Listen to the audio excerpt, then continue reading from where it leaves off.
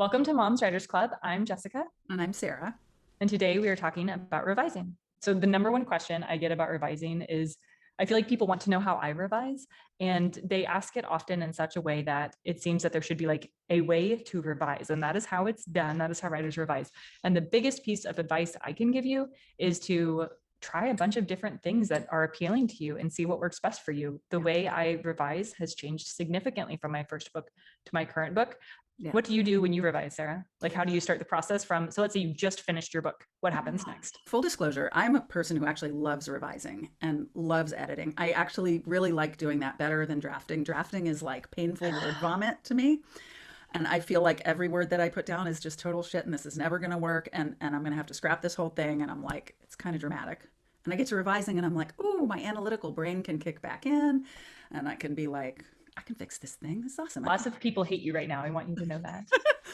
Yeah, but I'm super jealous of people who are like, I love to write drafts because those are people who like can write a lot of books and can just like come up with stuff. I mean, drafting is Kind of. But there's also a lot of editing involved if you're a fast drafter. so let's see. So book just gets done. So I've come to the end of my first draft. And let's say it's my ideal world and I don't have some massive deadline and I've got sort of my usual like writing status quo. There hasn't been any, it's not COVID. I don't know. There's not like some major teenager crisis on my hands or anything like that. I want to give it a few weeks to rest where I don't look at it. I don't work on it. I try not to think about it. I do not go back in there and tinker. Like I just really let it sit on the shelf for a little while. That's step number one. Okay, what's next? Step number two is to go back, and I got this from my very favorite craft book, the Modern Library Writers Workshop, where he suggested, I'm not saying he came up with this, but he suggests reading through the book as close to one sitting as you can. I've actually gone to Kinko's and had them printed, spend like $30 because then I can like sit there and read it like on paper, which is just easier when you're doing that much reading. I like to do that too. So read through the entire thing in as close to one sitting as possible. Don't stop to tweak, don't fix sentences, just make big general notes in the margins, like I'm falling asleep here or good tension or where did this character come from or, stuff like that. And like just really try and take the whole thing in from top to bottom. I try to go from large to small, from the macro to the micro. So reading through the entire book in one sitting will give me a sense of like, what's the book about? How's the pacing?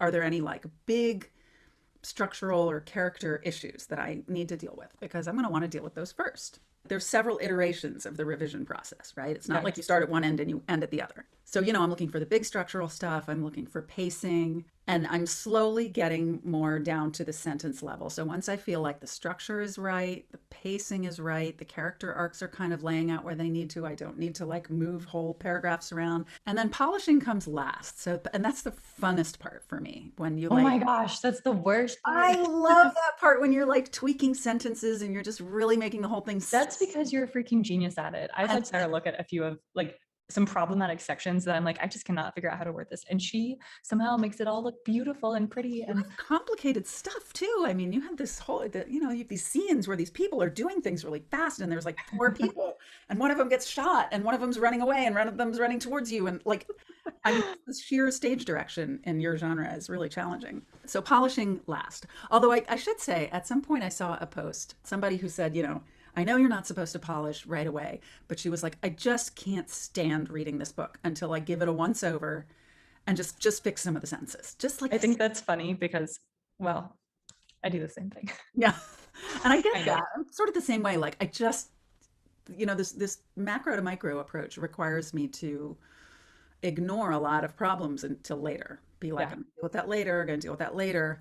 And if you just can't stand doing that, then sometimes giving it like a quick kind of line level once over in the beginning is not a bad thing. So anyway, Well, that's my general come from. How about you? so I do something very similar to you. So say I finished a book. I usually, while I'm writing, keep a list of things that I know I need to change. Like, and I already know it right off the bat. So I usually make all of those changes as soon as I finish the book because I feel like it's not Mm, done until I make those edits. And they're not huge edits. Sometimes it's, this happens later in the book now. So something needs to change earlier in the book so it matches up. So I and do that first. that protects your drafting process. That Yeah. that makes it so you're not like going back and forth and trying to tweak everything as you're drafting. That keeps Oh, it in line. totally. It lets me just draft forward, but it also makes it so that I don't forget any of it. And so that when I get ready to do my printed off, like you do once through, I'm not like distracted by stuff that I already know needs fixing. Yeah. And so like my last book, I needed to add a couple scenes in, and I knew that. So by adding them in, I got to see how they flowed with everything else.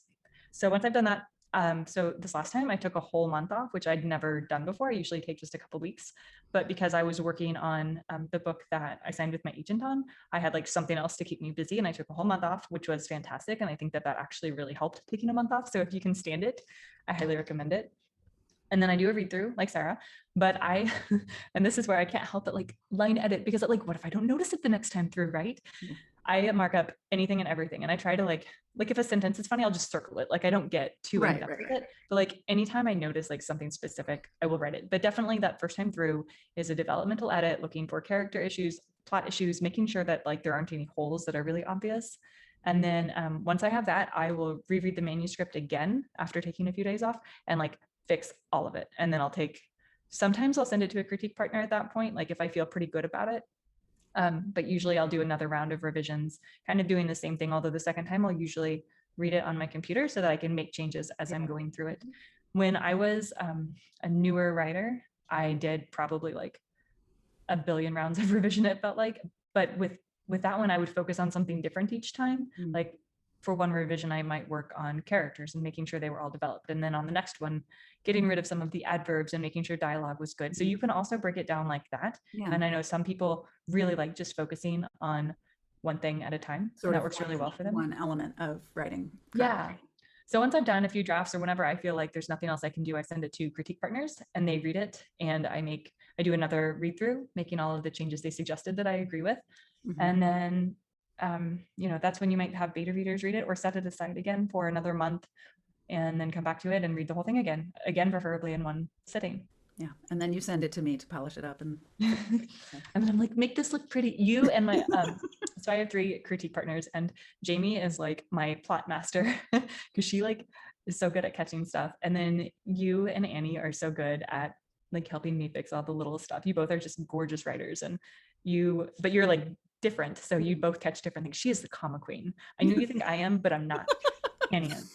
I am the comma jester. I'm terrible. Although I have gotten like a master class in use of commas from Jess. So one of the most intimidating things for people when it comes to revising is where to start.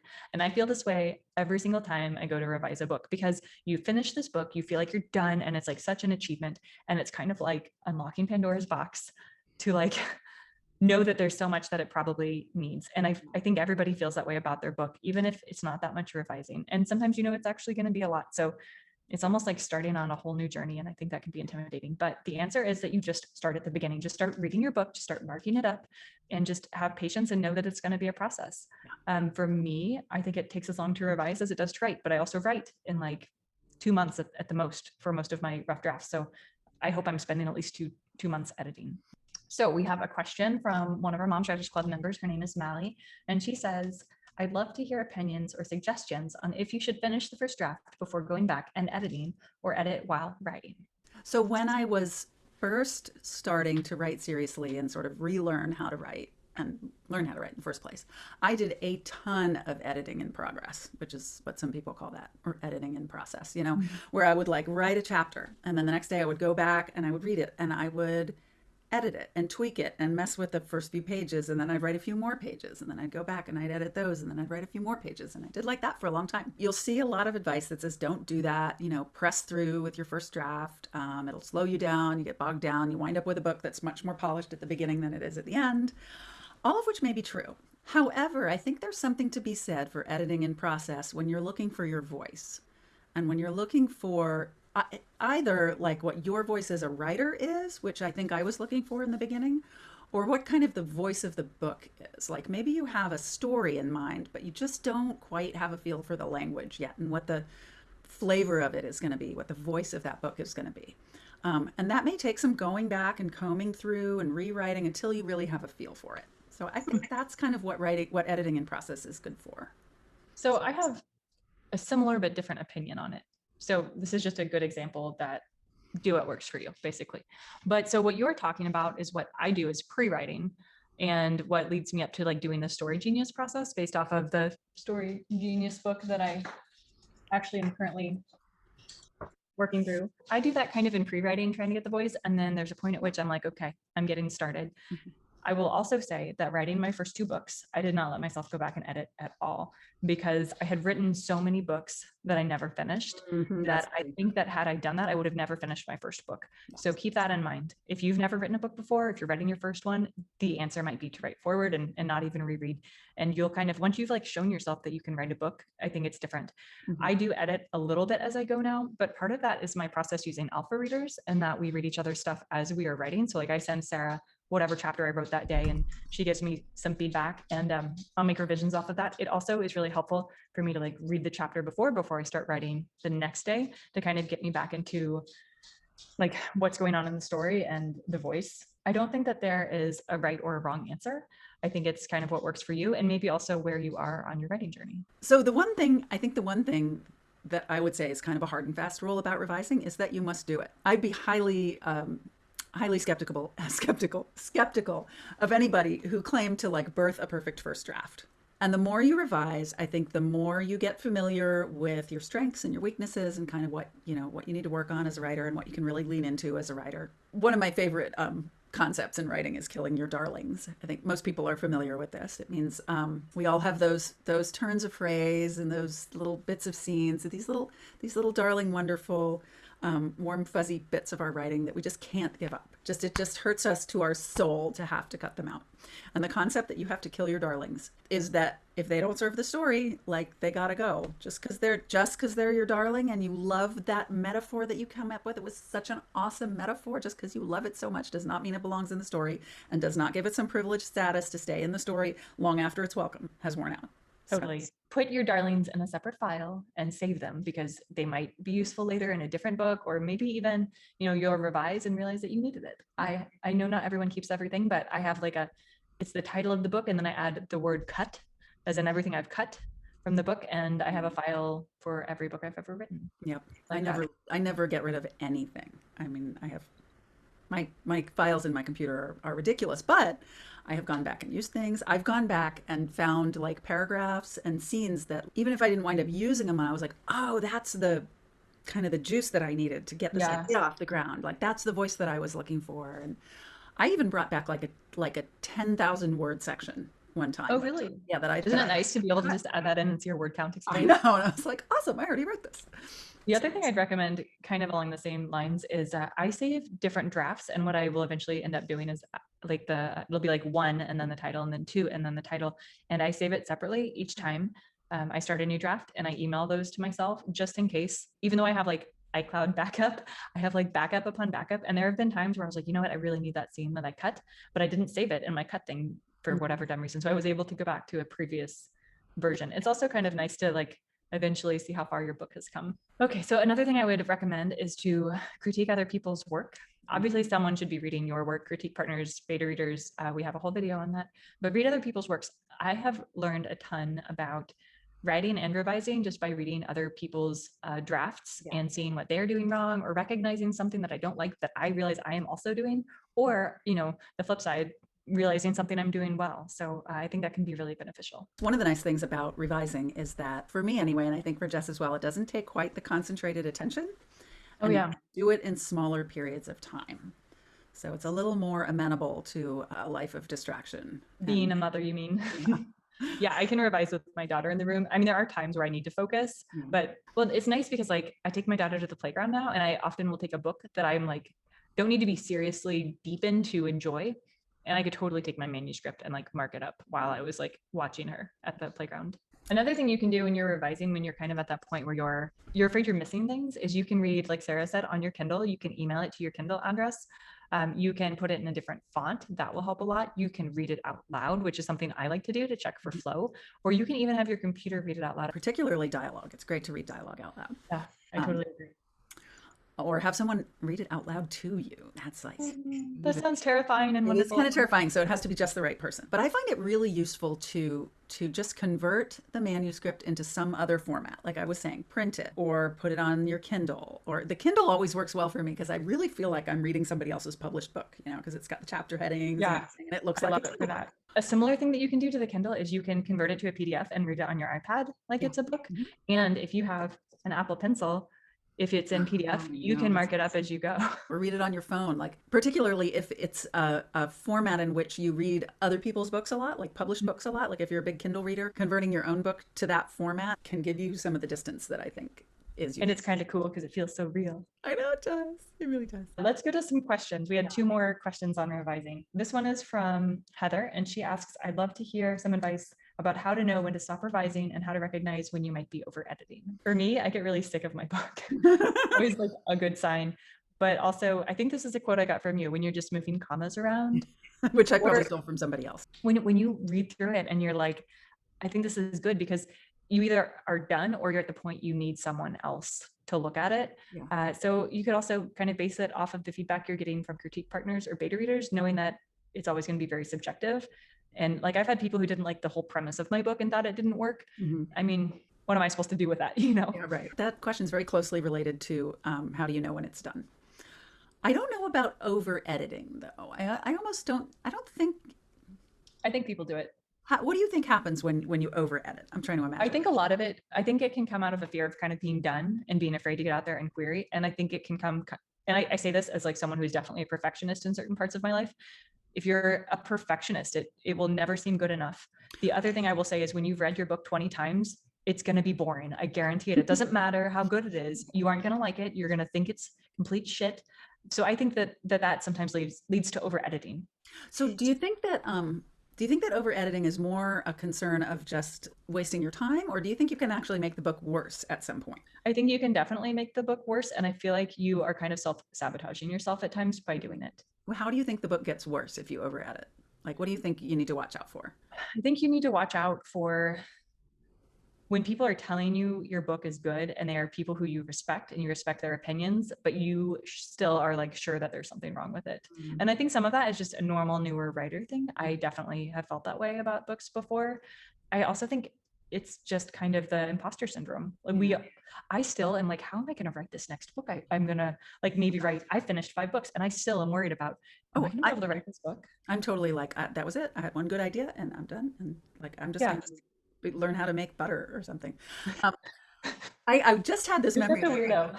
a writing teacher that I had like in a workshop a couple of years ago. I wrote a short story, Mhm. and oh, it was actually the short story that's kind of backstory for the new work in progress I'm working on It's now. beautiful. I would just like to say that. The class workshop did, and this teacher who's super nice, one of my best ones, she said, "This is a story that has its laces tied up really tight." By which she meant like this is too neat. Like Mm. it's too like the language, everything's too, and she wanted it to be looser and kind of have more voice and more Interesting. energy. You feel And like you over edited? yeah, I think I did. It was a hard story to write because it's a short story. It had a framing mechanism with a time jump in between, and then in between it covers like 5 years. I think I was challenged by that enough that I kind of like got really uptight about everything and made everything really too tight. So your book that you are currently on submission with feels a little more raw to me. Yeah. And I love that about it. Yeah. And I am glad it is not more perfect because it wouldn't have served the book. Yeah. It's really interesting with revising. I think it takes a lot of intention and work to get just the right balance of control over your language and looseness in your language. Yeah. Like I went through a lot to make that book sound that raw and open without sucking. And I think like with that short story I was talking about, I didn't accomplish that. It was too much control and not enough. Wasn't that short story published? It was, but after I had really Oh, really? changed it I based didn't on know that that. feedback. Okay. Published writers often say that they would still change things in their published book if they could. So take everything with a grain of salt. It will be okay. Yeah. Okay. I think we had one more question. This one's from Stacy. She asked, how does one revise? I hope we've kind of started you on that. She goes on to ask, what are the major pieces to look for to make sure a draft is worth revising? Um, this is kind of a hard question to ask. I mean, I think that kind of presumes that your draft is not good. And I think most rough What drafts was the are, word that she used? she used make sure a draft is salvageable and worth revising. Salvageable, right? Yeah. Yeah. I would start out by saying, you wrote a book, you're fucking awesome. Yes. I mean, and the other thing is like, I think most of us feel that our rough drafts are pretty shitty. Most authors feel that way about rough drafts. So give yourself a little grace. Like Yeah. maybe it's actually really good and it needs, I mean, all books need revising. Take some time off and read it with a fresh eye, get other people to read it, kind of go from there. What do you think, Sarah? Yeah. Have some faith in yourself. I have often gone back to pieces that need revising after they've had a rest period and realized that they're actually much better than I thought they were going to be. You know, That I is was the best expecting to go feeling. back and be just like, Yeah. And you're like, it's not shit. and I go, yeah, and I'm like, wow, this is kind of good. Like, I feel good about myself today. exactly. So again, like that time off period, I think is really important because you just lose perspective when Yeah. you've just been in it and drafting. But major pieces depends on the type of book you're writing, on the genre that you write in. I think that structure is super important and voice is super important, you know? And if you have those two things, then if you're not awesome at dialogue, or if you're not awesome at descriptive setting, or if there's some element that like isn't totally your forte, it's not going to sink the boat. You know, I think if you have a great voice and you have like a well structured story, I don't know, Yeah. those are the feet of the elephant to me. Yeah. And to help with those things, I would recommend just reading books, period, Yeah. but also read some craft books. Hmm. One thing that's helped me, especially early on, was to read Story Genius and Save the Cat, Hmm. like kind of as a revising tool. So if you've already written your book and you can't kind of look at those books before you start writing to keep those things in mind as you write, you can revise kind of looking at them and fitting your story in there and seeing where you might need to adjust some things. Yeah. I think voice is harder to get. Yeah. Voice is a more amorphous entity. It's harder to talk about, it's harder to explain. You know how I would explain voice? Yeah. When you go to a bookstore, and I think we've all done this. This is how I pick a book anyway, if I don't like know what I want. And you open it up and you read it, and you are either completely sucked in from like the first line or two, or you're not. Hmm. That to me is the voice like grabbing you. My feeling about voice is reading is just from the language alone, feeling like there's a full-fledged world in Totally. And a real person like behind a, it. a real person. Like this is as real as anything that's in front of my face. And you can gather that from a couple pages. Yeah. I Whether think or voice not is you really- wind up caring for that type of book or if it's in your genre, whatever, but if there's some voice in there, if there's good voice, like you just get a feeling like, oh, this is real. This is the book that I always come back to. you inspired me to buy a copy. One of my favorites. And he says, knowing what a story will sound like is closer than you think to what a story is going to be. And he quotes a writer as saying, I had to make it at least sound good. At least in my own ears, it had to do that much. Of course, sounding good wouldn't necessarily make the book be good, but maybe if it did sound good, really good, the sound might pull the story along with it and help carry the novel the whole distance. That helped me. That made it possible for me to work. So in a way, like it's as simple as that. Voice is like what it sounds like. What does Yeah. it really sound like? And Really. it really is more deeply about what the story is than you would think. Yeah. And it's sort of how a character thinks too. And I think of like some of my favorite series books growing up.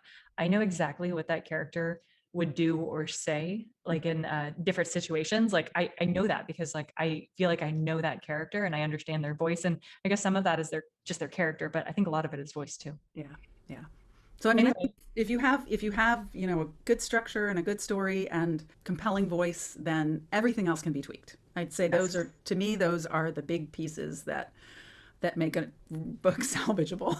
Yeah, totally. And just keep in mind that I think sometimes that writers think that by revising, what you're doing is fixing your commas and checking your misspellings. Yeah, no. And sometimes you completely rewrite a book, not saying that you have to or that like that's what you should do every time, but sometimes revising is reading your whole book and realizing that there are huge problems. And that's okay. Some of the books on the shelves that you own were completely rewritten. I guarantee it. Right. And So some of the books on shelves should be completely. yeah. Yeah. So I mean, I hate to say it. your book doesn't have to be perfect. It's a rough draft. Yeah. It's gonna be okay. You're never really done revising. Yeah. I mean, And that's okay. until it's in print.